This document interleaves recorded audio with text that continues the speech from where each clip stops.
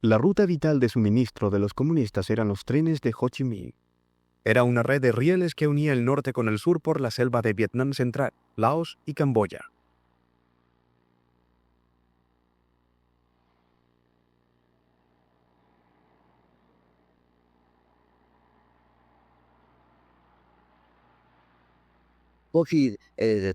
The enemies assumed we dared not drive during the day. Nhưng mà thực tế trong In fact, we drove both day and night. nghĩa là mình phải thay đổi luôn cái thủ đoạn. We had to keep changing our tactics to keep ahead of the enemy. Rất nhanh. Their plan of attacking the trail was very malicious and changed all the time, Đội gì thế? but we outmaneuvered them. Hết sức sáng tạo.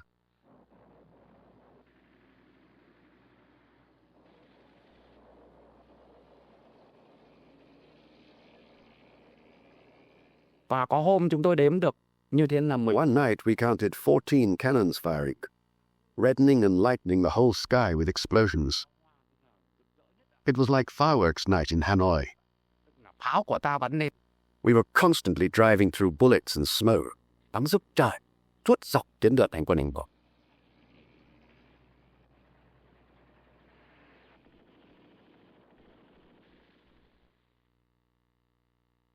En teoría, el tren viajaba entre los neutrales Laos y Camboya. Ambos países sufrieron el fuerte bombardeo estadounidense. Over the years, Cambodia, the border area of Cambodia and Laos were used freely by the enemy, but by virtue of the policy of my government, we could not fight overt war or deploy troops overtly, military troops, into those countries. On one or two occasions, the chiefs recommended U.S. military intervention in North Vietnam and stated that they recognized this might lead to Chinese and or Soviet military response, in which case, they said, we might have to consider the use of nuclear weapons. The president was worried about China and Russia. He didn't know. In Korea, nobody thought the Chinese were going to cross the Yalu, 1 million men, and we were caught by surprise. And I remember time after time when the military would suggest mining Haiphong or having sending in warplanes to bomb Haiphong. He said, hell no. He said, some damn aviator will drop a bomb down a Russian smokestack, and then I've got World War III on my hand.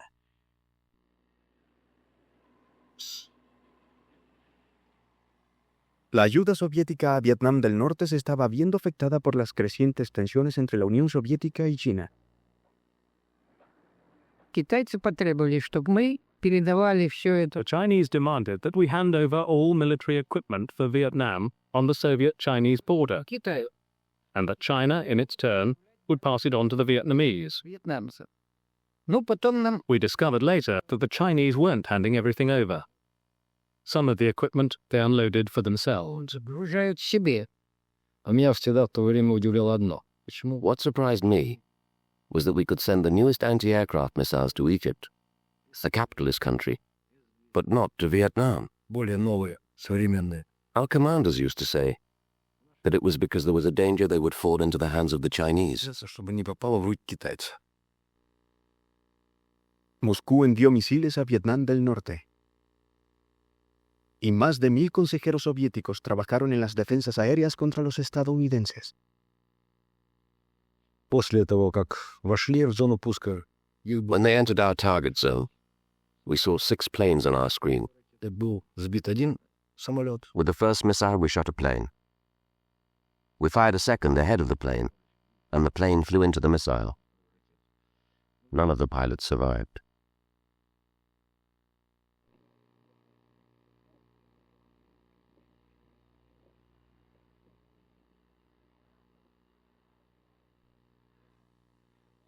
Cada año crecía la tasa de bajas estadounidenses.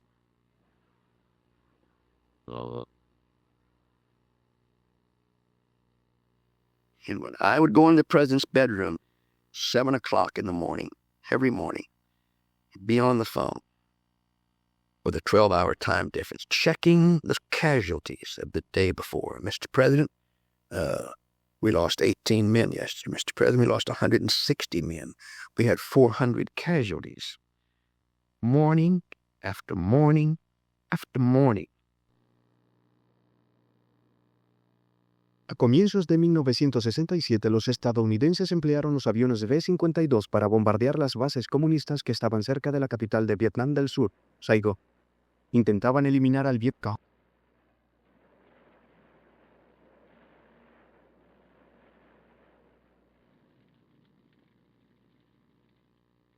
El salvajismo y la aparente inutilidad de la guerra incrementaron los deseos de que regresaran los soldados a casa.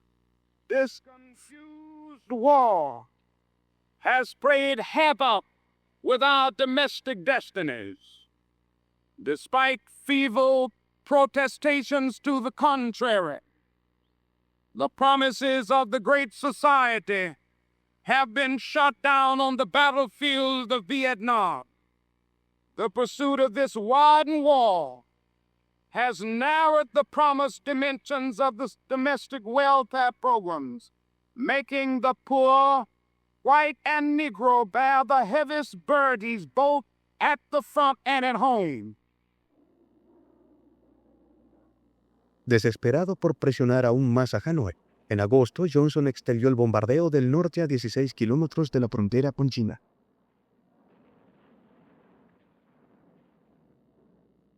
First, I would like to make it clear that these airstrikes are not intended as any threat to communist China, and they do not, in fact, pose any threat to that country. We believe that Peking knows that the United States does not seek to widen the war in Vietnam. Johnson estaba debilitado por el incremento del movimiento antiguerra en Estados Unidos. Up on a dime. Come on, mothers throughout the land. Pack your boys off to Vietnam. Come on, fathers, don't hesitate. Send your sons off before it's too late. To be the first one on your block. Tell your boy come home in a box. And it's 1, 2, 3. What do we fight for? Don't ask me, I don't give a damn. Next stop is Vietnam. And it's 6 to 7. Open up pearly gate. Yeah, ain't no time to wonder why we won't wanna die. When you turned on AFN and you showed riots in the streets and whatever, and guys were saying, wait a minute, why am I fighting here when these guys at home are saying this is the wrong thing to do? Usted está viendo en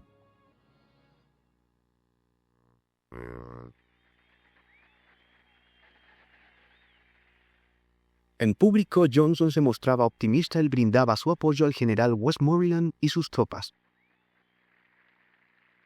The enemy is not beaten, but he knows that he has met his master in the field.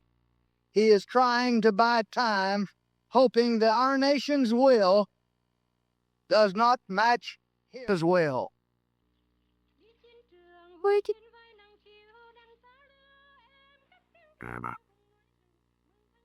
En 1968, en los campos y en los ríos, los comunistas estaban preparando operaciones masivas para lanzar ataques por todo Vietnam del Sur.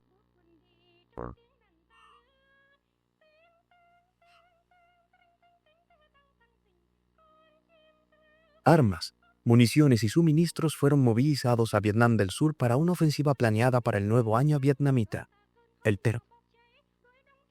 Los comunistas esperaban que se iniciasen levantamientos en todo el país. Xe lam bị chở khi qua. Taxis carried chrysanthemums into Saigon to the Tet market. Hidden underneath them were AK-47s. The people supported the revolution. They helped us. We were able to penetrate the security in the city. We changed our clothes and carried fake identity documents. The people of Saigon hid us in their houses. Don't you, Army? I didn't want the enemy to know that I knew what was going to happen. I did know. I made a mistake, and I'm not making that known to the American public because they were caught by surprise. La intensidad de la ofensiva Tet fue devastadora para Westmoreland y el codo estadounidense. Por televisión vieron a los aliados survietnamitas pelear con el Vietcong en las calles del propio Saigon.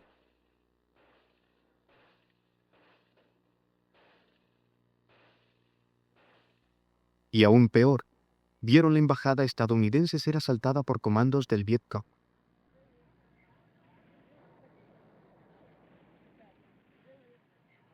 Now CIA men and MPs have gone into the embassy and are trying to get the snipers out by themselves.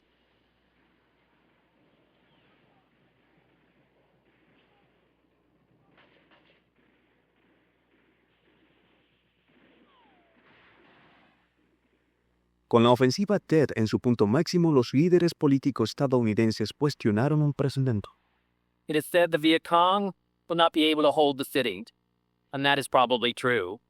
But they have demonstrated, despite all of our reports of progress, of government strength, and of enemy weakness, that 500,000 American soldiers, with 700,000 Vietnamese allies, with total command of the air, total command of the sea, backed by the huge resources and the most modern weapons, that we are unable to secure even a single city from the attacks of an enemy whose total strength is about 250,000.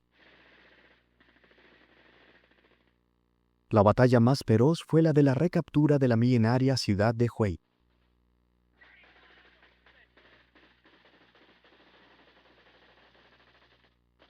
How long do you think it's going to take you to get through this city? We'll be here in another few weeks anyway, cleaning it out. It'll take a little while to get it out of here. You lost any friends? Quite a few. We lost one the other day, good buddy. The whole thing here stinks, really.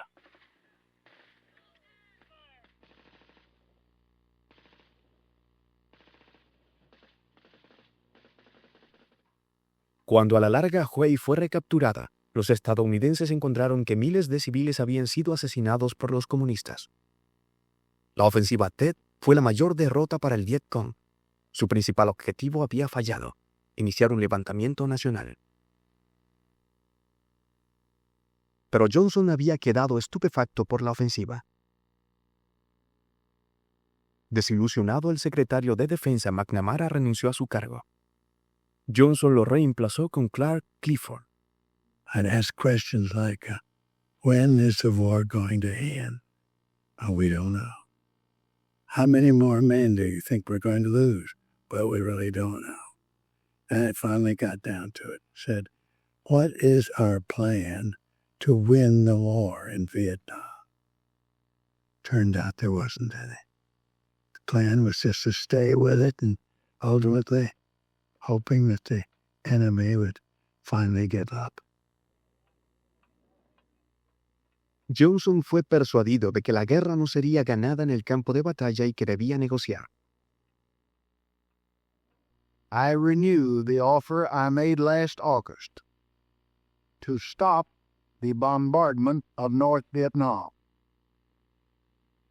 We ask that talks begin promptly, that they be serious talks on the substance of peace. Lo que dijo después sorprendió al mundo. I shall not see, and I will not accept the nomination of my party for another term as your president. En mayo de 1968, las negociaciones de paz comenzaron en París. Pronto se estancaron. Los comunistas estaban decididos a gobernar un Vietnam unido, pero Estados Unidos no estaba preparado para abandonar Vietnam del Sur. A medida que las difíciles negociaciones continuaban, los republicanos hacían campaña por la presidencia.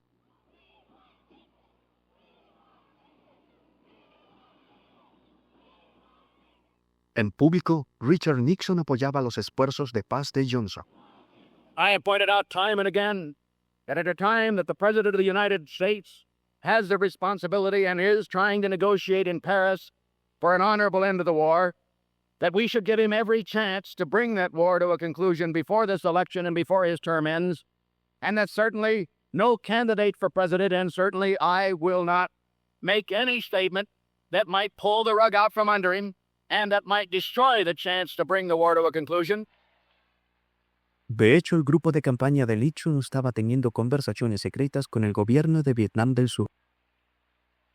I was in touch with the Republicans, with the entourage of Mr. Nixon, and the Republican urged us to stand firm. The worst point was, for Lyndon Johnson, was when he realized that negotiations were stalled. And I do know this, that he heard close to the election time in 1968 that Nixon, or one of Nixon's emissaries, was telling the South Vietnamese, don't make a deal, you'll get a better deal under Nixon. La guerra estadounidense en Vietnam duraría otros 4 años.